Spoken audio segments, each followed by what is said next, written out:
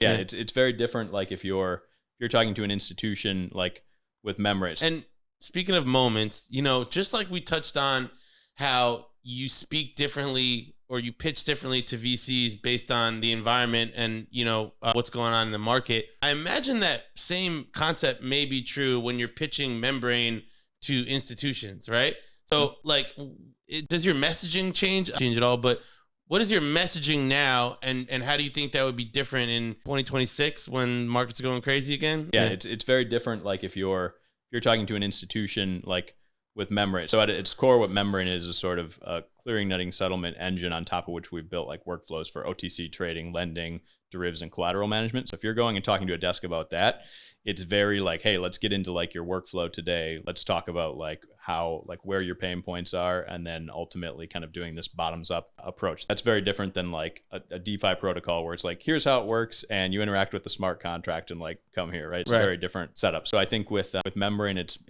more conversations and really getting into kind of like the guts of what exactly their operations look like, and then how which parts of Membrane they're going to plug into and how they interface with it.